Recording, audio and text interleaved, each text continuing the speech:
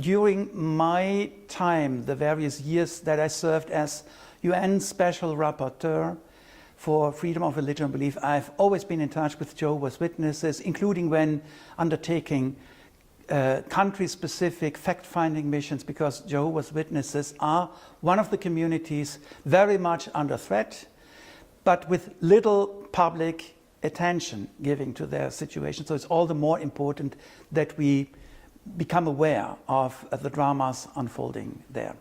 I mean, if you have a look at the legislation, extremism, everyone seems to agree, yeah, it's important that we combat extremist tendencies, but it remains totally undefined. So really serving as a proxy, as an entry point, as an excuse for whatever the authorities wish to do. And Jehovah's Witnesses have been the ideal scapegoat, because many people feel a bit suspicious because Jehovah's Witnesses are active, they do missionary work. Not everyone likes it, even though it's totally peaceful, in exercise of their freedom of religion or belief. If Jehovah's Witnesses are extremists, I think we all are. I mean, this is really the example of a legislation which is so vaguely circumscribed that it really gives the authorities carte blanche to go after whoever they wish. It creates a climate of intimidation, of threat, and of course it goes against the spirit and the letter of human rights.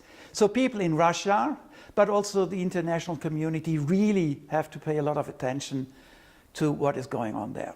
This is really something where also Russian citizens, all of them, are concerned because the more the space for minorities will be shrinking, the more democracy itself will in the end be at risk.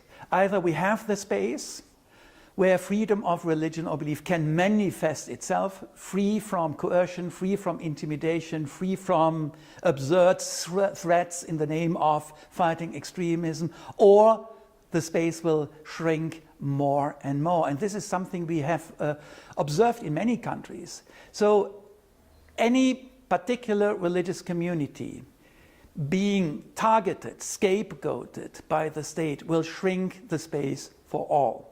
So it's also in the interest of other religious communities, including the majority, to have that space for the free articulation of faith, because only free articulation of faith is authentic faith. So in the end, this is also in the interest of the majority, even though not everyone may see it that way.